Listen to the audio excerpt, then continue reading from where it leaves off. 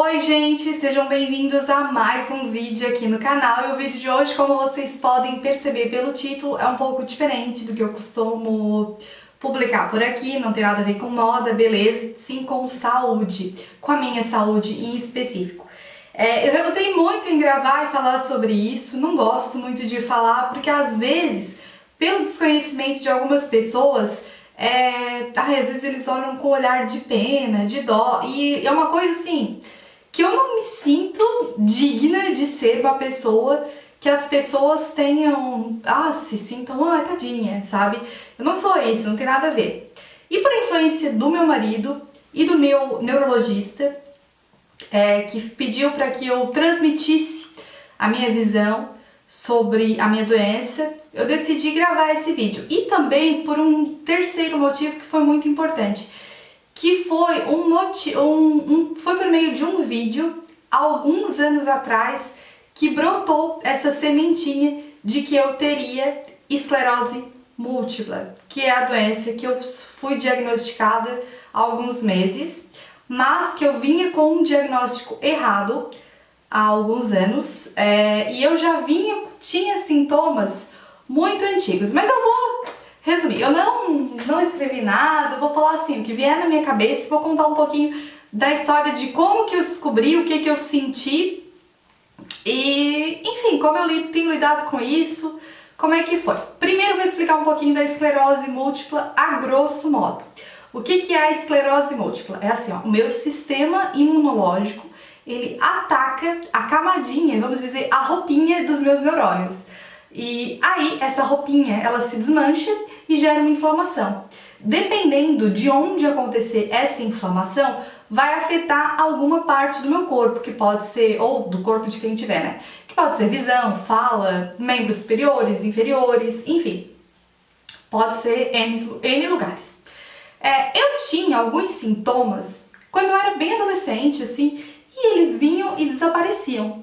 Isso é uma característica da esclerose múltipla. O sintoma vem, que essa inflamação se chama surto, vem e se não é tratada, pode deixar uma sequela. Na época, assim, que eu tive alguns sintomas bem remotos, bem antigamente, não aconteceu nada. E aí lá, depois que eu ganhei meu filho, eu assisti um vídeo da Laila Monteiro, falando que ela tinha sido diagnosticada com esclerose múltipla. Aquilo me chamou a atenção, assim, de um jeito estranho. Nossa, uma guria tão bonita, diagnosticada com esse tipo de doença. E, né, pela minha ignorância, já fui pensando coisas, assim, bem sérias, né? Mas ela transmitiu aquilo com tanta leveza e tava super bem, assim, super pra cima. Nossa, fiquei com aquilo. Um ano depois, dia 14 de novembro de 2020, eu fui fazer umas fotos de Natal com meu filho. E na época, ele tinha 1 ano e pouco e ele não andava. E a gente estava no meio de uma pandemia ainda, né? E ele só queria colo, colo, colo, colo, colo. Aí, eu fiquei o dia todo com ele no colo, fiz as fotos e tal, foi bem estressante pra mim. Porque ele só chorava, ele ficava assim, assustado e tal, não estava acostumado. Aí chegou a noite, quando eu fui dormir, eu passei a mão no meu antebraço esquerdo e eu percebi que eu não sentia ele, que eu tinha perdido a sensibilidade. Aquilo assim, nossa, uma agonia, eu assim, tem alguma coisa errada. Aí eu logo assim associei, eu acho que eu segurei muito o Bernardo no colo e devo ter lesionado alguma coisa. Falei pro meu marido na hora, ele disse, deve ter sido isso mesmo. Só que aí passou domingo, chegou na segunda-feira, aquela dormência continuava e eu fazia assim, e eu não sentia nada. E eu assim, vamos pro pronto atendimento. Daí meu marido falou assim, não, então é o seguinte, como ainda tava em época de pandemia, não tinha vacina, não tinha nada, marca uma consulta com um clínico e vai no clínico geral. E aí eu consegui uma consulta pro meu clínico geral, que é o Dr. Luiz Carlos, que eu sempre vou. Gente, se esse vídeo estiver meio chato, vocês pulem assim, né? Enfim, aí eu marquei uma consulta pro dia seguinte, fui no meu médico, e o meu médico, esse meu clínico geral, ele falou assim, olha Carolina, pode ser uma hérnia de disco. Aí eu assim, então tá, né?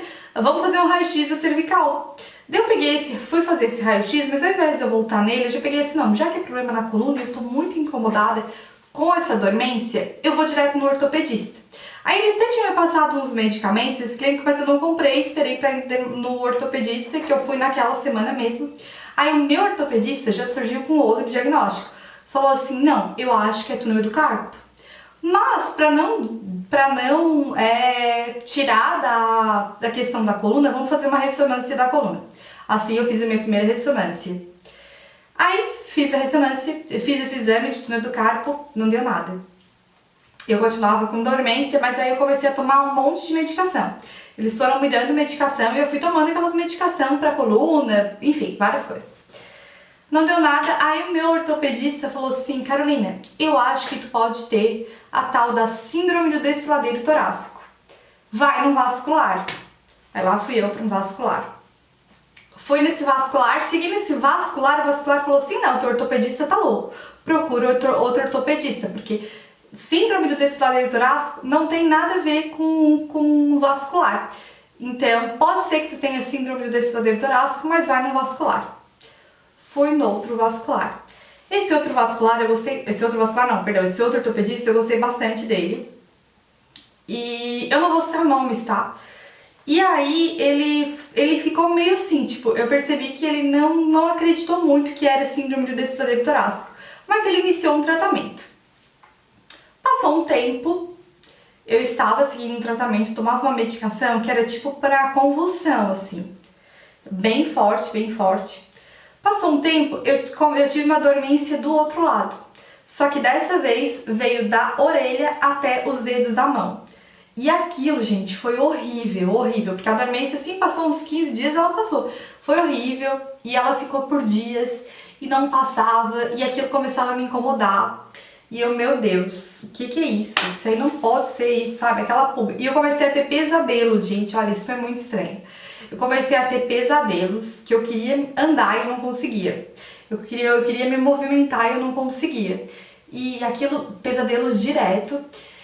E aí o meu ortopedista pediu pra eu fazer uma segunda ressonância. Vamos fazer uma segunda ressonância da tua coluna? Pra ver pra ver se aconteceu alguma coisa, se mudou alguma coisa. Fiz essa segunda ressonância. Não apareceu nada. Aí assim, olha, Carolina, vamos tomar medicação. Passou, né, essa dormência, passou, depois de uns 15 dias passou. Vamos continuar na medicação e daqui de uns 2 meses tu volta. Eu voltei. Só que quando eu voltei, eu falei pra ele assim, olha doutor, agora eu tô percebendo que eu perdi um pouco a força na mão. Eu perdi um pouco a sensibilidade, a destreza desses dedos. E daí ele assim, Carolina, então eu acho bom tu procurar um neurologista. E aí eu fui, ele indicou vários, assim, só que pelo meu plano de saúde, apenas um atendia. Se eu quer saber, vou nesse um que atende pelo meu plano de saúde, conforme o que ele disser, eu vou em outro. Fui nesse que atendia pelo meu plano de saúde. A consulta foi tipo 5 minutos. Ele só, tá, tu tem síndrome do desfiladeiro torácico? Tá, então tu toma isso, mas eu vou fazer mais um exame e tal. E assim eu fiz um outro exame, que era um ultrassom para ver se havia compressão das artérias. Não tinha, porque síndrome do desfiladeiro torácico era como se houvesse uma compressão de nervos, né?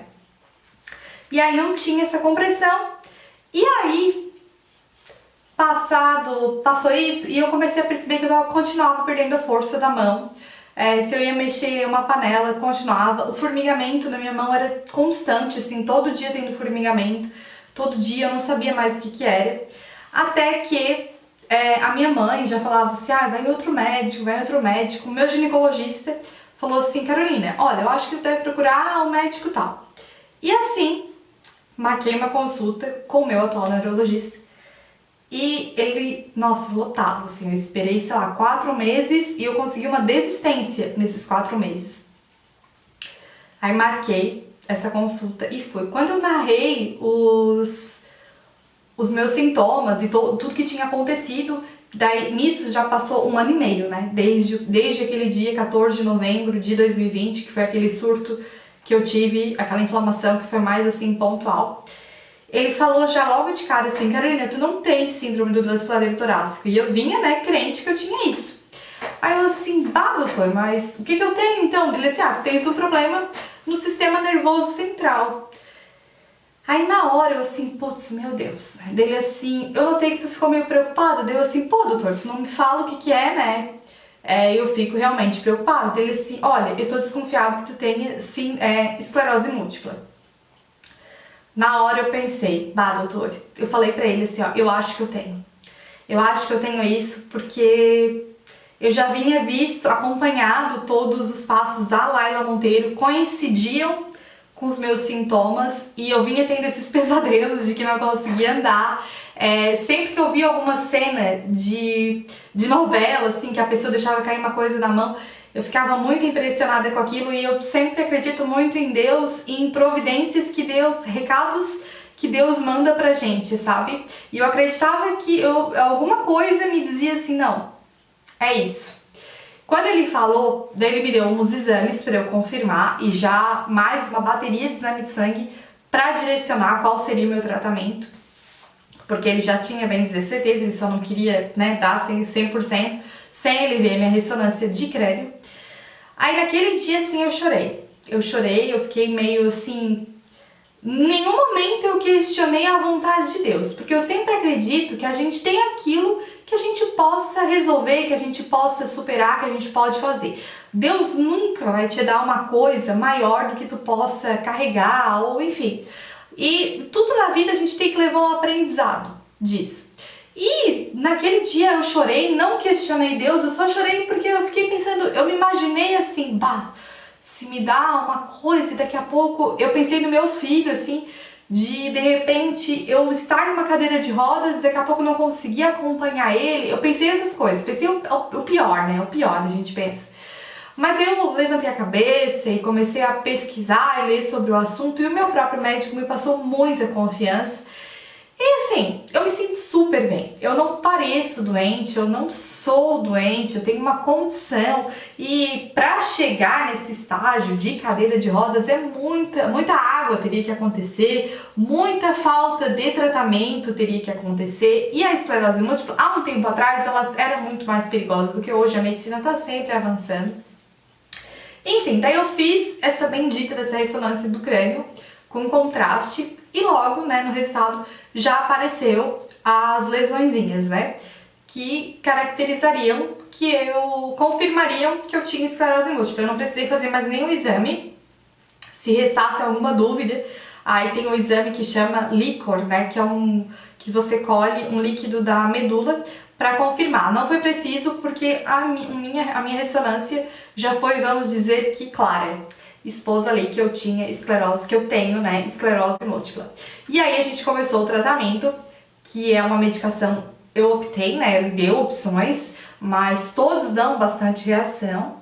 E eu optei pelo menos, vamos dizer, agressivo, né, que são 3 injeções semanais. Eu tomo toda segunda, quarta e sexta. E até meu filho já fala assim, ai, mamãe ainda dói na barriga. Porque ele veio aplicando a medicação, geralmente eu aplico na barriga, que é onde, assim, eu sinto que dói menos. Os primeiros, assim, foram horríveis, doíam muito, dava reação, assim, de eu me sentir, parecia que eu ia ficar gripada.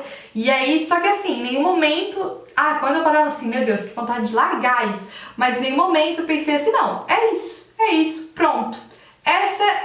Esse é o meu tratamento, é isso que eu preciso fazer e fazer muita atividade física. A esclerose múltipla, ela não é uma sentença, gente. Ela não é uma sentença, ela não te diz nada, ela não é um câncer, ela não é uma coisa assim que vai determinar muito. E ela não é uma doença igual para todo mundo, ela é heterogênea. Assim como o nosso cérebro tem vários pontos, onde acontecer a inflamação, tu vai ter um probleminha, mas aí tu vai tomar uma medicação e tu vai melhorar, e tu tem que seguir em frente, assim como qualquer problema que tu tenha na vida. A esclerose é uma condição que eu tenho, que vai me acompanhar, provavelmente para sempre, porque hoje ela não tem cura aos olhos do homem, né? De Deus a gente não sabe. Também daqui a pouco algum médico cria uma pesquisa aí que imita, né? Que cria a cura da esclerose. Hoje ela não tem, mas daqui a pouco pode ser que tenha. E o tratamento está muito eficaz. Tem muita gente que tem muita qualidade de vida, né? E como eu falei, né, a esclerose múltipla não é a mesma para todo mundo. Tem pessoas que têm surtos diferentes. Eu, por exemplo, tive nos braços, né? Mas perdi a sensibilidade. Como eu não tratei na época, eu perdi a sensibilidade dos meus dedos dos pés, Não é uma coisa que me atrapalhe e é um pouco a destreza da mão, um pouco a força para mexer, alguma coisa assim eu perdi, mas não é uma coisa que me atrapalhe, que vai me prejudicar, que eu vá ser menos feliz. Eu sou muito grata pela vida que eu tenho, independente se eu tenho esclerose múltipla ou se eu não tenho. E eu tenho e eu sou feliz com isso. Agradeço a Deus porque a medicina tem remédio pro meu problema. E é isso, gente. O que eu quis, o meu intuito com isso não é ganhar likes, não é nada, é só realmente informação. Porque foi por meio de um vídeo que eu desconfiei que eu tivesse e que eu meio que brotou, né, a ideia, despertou essa coisa assim que eu poderia ter. E dizer pra vocês que se caso tu chegou nesse vídeo porque tu acabou de descobrir a esclerose, dizer que tu vai ter uma vida normal e que tu vai ser feliz com isso. A injeção é chata, o remédio é chato ter que fazer exame, é chato, mas assim, ó, todo mundo faz exame hoje em dia, todo mundo tem que se tratar e é uma forma, né, da gente viver mais, viver com qualidade de vida. Graças a Deus existe medicamento, a gente tem que ser grato por isso. Se Deus nos deu essa condição, é porque Ele nos escolheu, né, pra ensinar alguma coisa pra alguém, pra gente aprender alguma coisa com isso. Não sei ainda o que eu tenho pra aprender. Eu sei que tô super tranquila.